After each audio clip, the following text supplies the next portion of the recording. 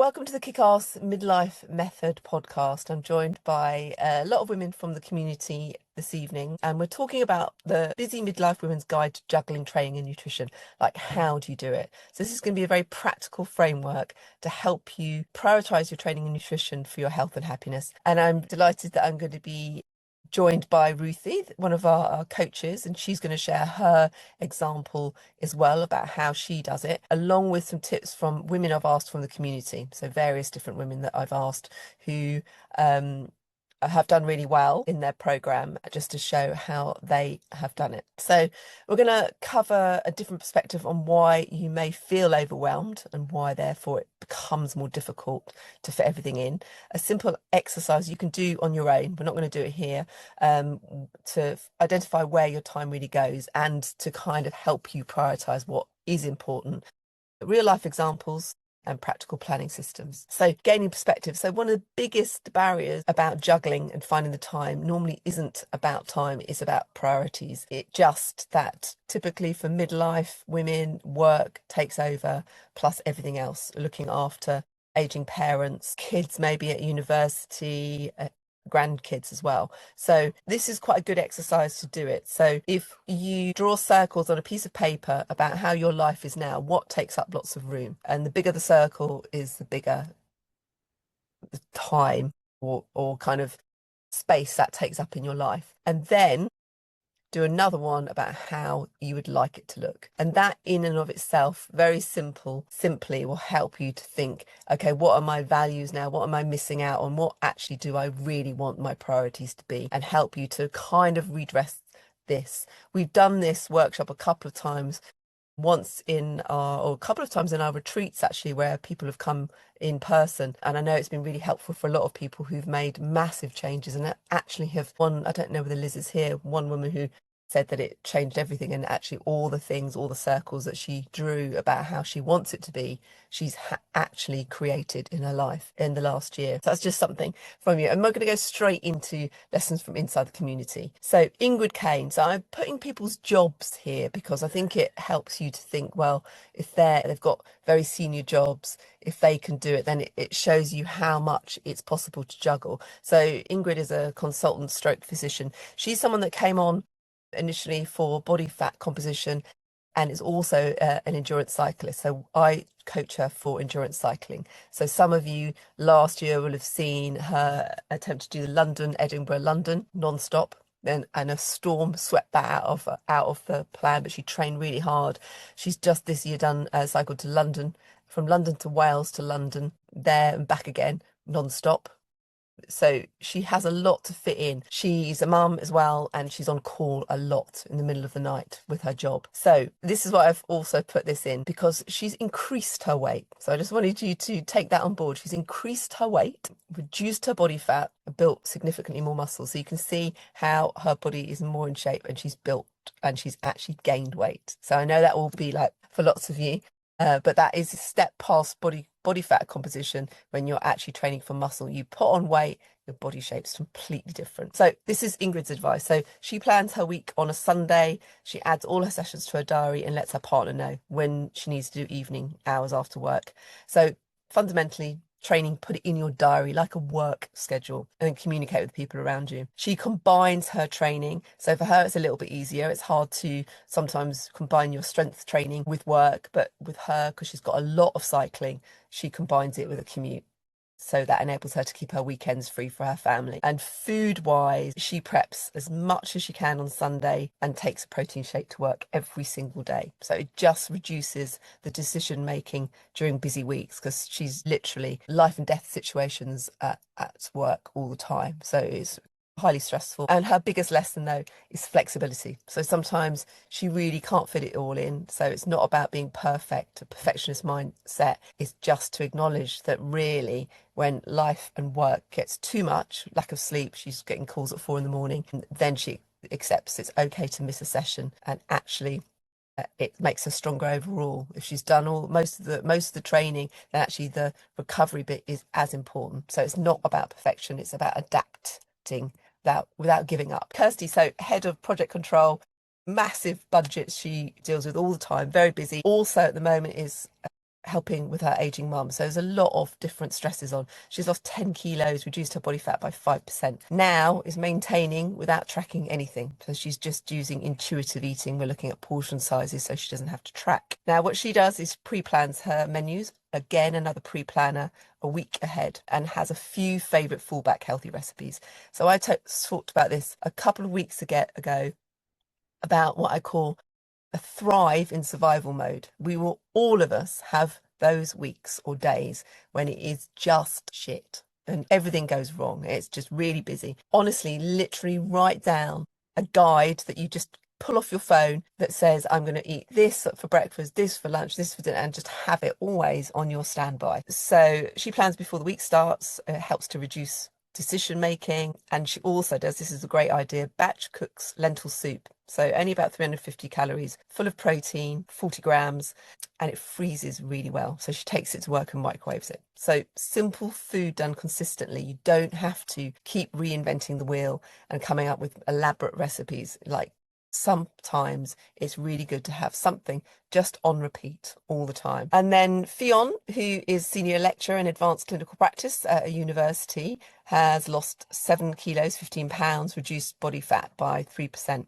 So taking it back to that first slide about prioritising and actually realising what your priorities are. As she said, she's reconsidered what her priorities are. She used to be absolutely convinced that she didn't have time to fit anything in. And actually what she's realised through doing it is it was just she wasn't prioritising them. So the takeaway from that, the issue isn't often time, is what we choose to protect. So just be thinking about that. How she's helped cement that is she's moved her workouts to Sunday, Wednesday, Friday, which means 2 days a week she starts work a bit later. And this is like, it shouldn't be groundbreaking, but it is. She's no less productive and the world hasn't ended. And I think me and Ruthie coach a lot of you for whom work is really, really important. You're senior leaders, and it gets to that stage where you just think, oh my God, I can't do that. And actually you can. Nothing happens. The world doesn't fall apart. So protecting yourself doesn't make you selfish. Although I'm all for being a bit selfish sometimes. I think we should be.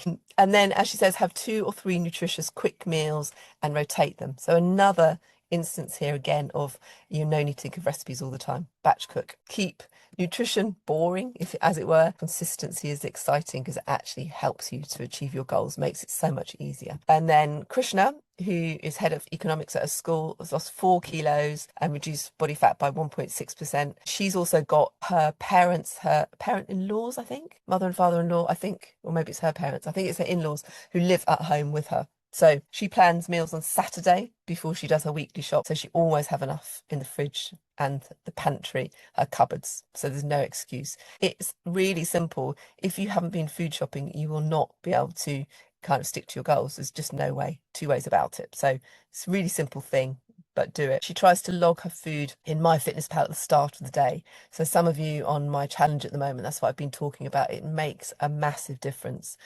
You don't have to do it forever. You just have to do it until the time in which you're kind of just aware that what you're hitting your macros. Schedules her workouts in her family calendar at the start of the week and plan them with her husband so she doesn't have to clash with childcare.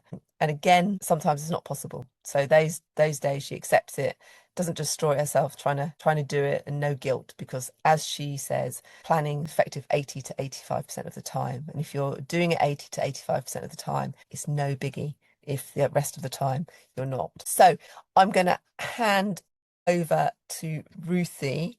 Nice to see you all. It's great to be on tonight. A lot of what I'm going to say is very similar to all of our people that have already put in information. So it means that there's nothing like groundbreaking, or everything is super simple. So the first thing is really about planning. So I love planning, but it's really all about your long range, your short range, and your micro range planning. So get really particular about what you want to achieve. So plan your life like you plan your work. So work's really important to a lot of us. So at work, I have a plan for annual, quarterly, monthly, weekly, daily. So it means I can prep the team, me mostly. So we all know what things are we want to achieve together. So Ruth, I'd also just add, for those people who don't know, that Ruth's a coach, but also if you just tell them what your other job is, so that she's juggling too. Yeah, so I work full time in retail. So I'm a retail manager.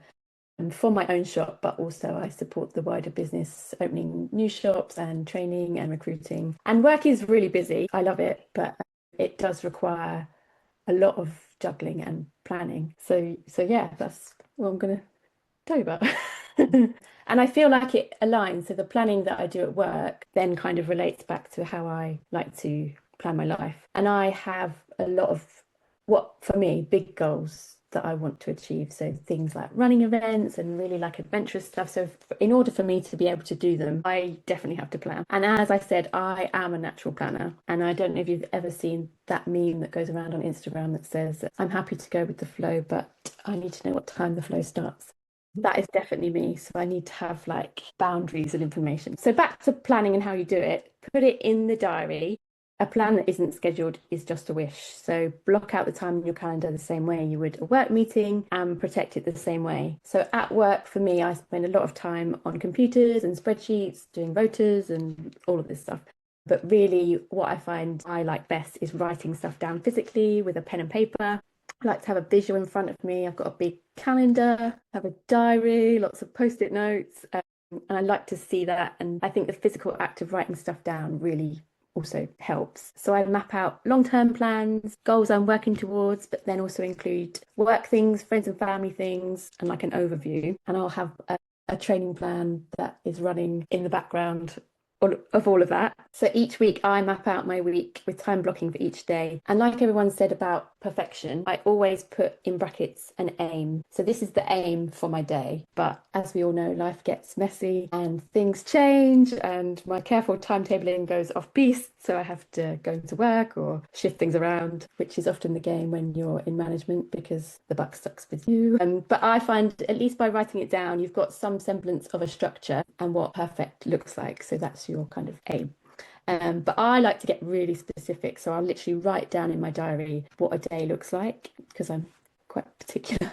So in the morning, I'll write down this time I'm going to do mobility and yoga before I go running or training, and when I'm going to eat my breakfast.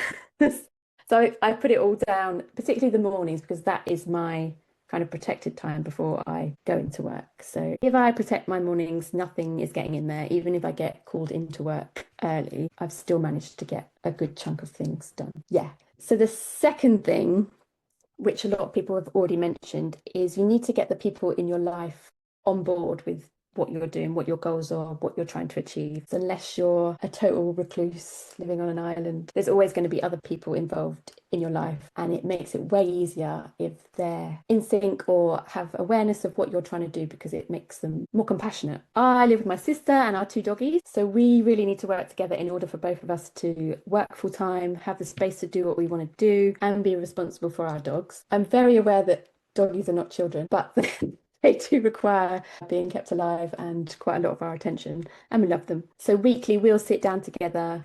We might go going on a dog walk, or we'll sit down on a Sunday evening and we look at the week ahead and we work out what we need to do, what we're both doing, if we need to get dinner ready, if we're both out in the evening, everything. So we have a shared calendar and drop things in there. So we've got eyes on everything. We also share that calendar with my mum and dad because they're also near where we live and they require attention. And a lot of it is about compromise. So you might have things that you really want to do, really important to you, but you have to think about the other people in your life as well. And number three, which is also similar to a lot of things that everyone has said, is setting up your environment for the kind of life you want to lead. If you've got ambitions and you want to be cooking healthy dinners in the evenings and prepping breakfast before you go to work, you need to have the shopping done, you need to have the ingredients in your cupboards so you don't get to the point where you're like, oh, I want to make this, but I haven't got it. Again, we have a pretty small repertoire of meals that we have, so we don't get kind of overwhelmed by the choice. We kind of just keep them on rotation. We're both plant-based, so I think we have exciting meals. I think they're delicious, but we don't overcomplicate it. We keep it really simple and just have them on rotation. And I live in quite a small market town in North Norfolk, so there's not always access to all the things that I want. So we do get some things kind of delivered from online shopping, like tofu and tempeh and kombucha and this yogurt that I really like. So kind of admitting that there's not everything here, I kind of like to have those things in the cupboard. And then I've also got subscriptions for like protein powder and creatine and things that I eat for running, just so that they're always there and I'm never kind of caught short. But I will caveat that with saying there's definitely nights when me and my sister get in and we're like, oh my God, what are we going to eat for dinner? So it's not perfect all the time. And there's also just a note about knowing yourself. So I am a morning person, so I know that I love to do things in the morning. And I can tell myself when I want to have a lie in, oh, it's okay, I'll just train or go running in the evening. But I know myself that I'm not going to do that. So it's that thing when you wake up in the morning, you don't want to do something. It's not really about motivation, it's about like just doing it because you want to get it done and you want to have, you've got the goal of doing something. And by doing what you're going to do, gets you to that goal. Hopefully that makes sense. Yeah. Yeah, thanks. So, Sorry. Yeah, and so go on. yeah, Sorry, go on. just Go ahead. about that, I saw your post on Instagram earlier today, Rachel, about working out on holiday and that thing about like once you've done something for yourself, whether it's running or training or workout or anything, that you're a much nicer person to be around. And I attest to that. So do the things. Yeah, yeah, yeah. So it sounds really simple, but I mean, I think what comes across from all of these people is that it doesn't matter how busy you are. The secret is not a special food, it's not a Mm, special supplement. It is simply the structure and writing down and planning. And that planning will you'll think you're on top of it, and then something will throw you again, and then you realize, God, it's not going very well, and you'll look and you'll think, oh, I'm not, I've slipped out of planning again. Simply go back to the planning, go back to the strategy, and that is a thing that will move the needle the most of all. Because if you don't plan it, it is so much easier. Sorry, so much easier for it to fall by the wayside. So planning ahead, simplify your decision, accept, and this is a big one we've talked about in this group quite a lot, accept that some weeks are messy and that just because it's not perfect doesn't mean to say you've failed. So don't give up because one week or one day went badly. It's just a bad week. That's it. Move on. Always build routines and strategies. Do not rely on willpower. Willpower will not pull you through at all. Prioritize your protein. Is repeating the basics over and over again and focus on consistency. That's what matters. And I would say for somebody who works very hard myself and has struggled with this a lot as well, is that the other thing is to also think about how do you protect your nutrition, being able to eat well and exercise well by making sure that your work doesn't take over. So there's also obviously some organization that happens within work to enable that. So I don't know, I'm sure lots of you use Trello. So I use Trello, and for my work stuff, I make sure I have a must do, an essential to do, nice to do, and would yeah, and that's it. And then rather than having this, I used to have these big long lists, and then I'd feel like a failure every day because you'd be like, I'm just going to translate that list over to this column this day, and then on and on it would go. And so you'd feel a bit of a failure, and you'd always, I don't know about everyone else here, but I'd always want to work through every part on the list because you'd feel like I'm going to get a sense of completion and achievement if I finish that list. And therefore, you didn't finish the list and you didn't feel like a sense of achievement.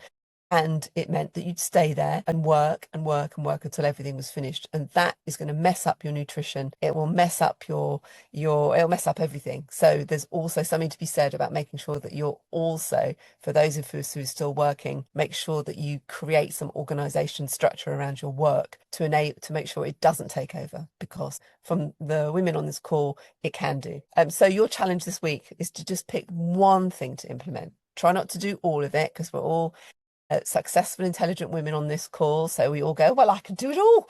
I'll just do all of it and put it all down. Just focus on one thing and do that really well and then move on to the next thing. So body composition isn't built by finding more time. So if you're constantly going, oh, I'd manage it if I could just have a bit more time. It's nothing to do with time. It's about priority and making better decisions with the time you already have. So does anyone have any questions they'd like to ask about that, or like to add their own views or what they do? Debbie, yeah, what did you want to ask? Hi, so I'm an older mom, so I'm almost 50, but my little boy is only 9, and I'm a single mom, so I have him 13 out of 14 days every fortnight. And I just wondered how realistic it is to be able to make changes with only being able to do things around the home, not because I don't have the childcare to be going to the gym after work and things like that. Do you think you can make significant changes just doing home-based things? Yeah. I mean, 85% of the women on this call do work out from home.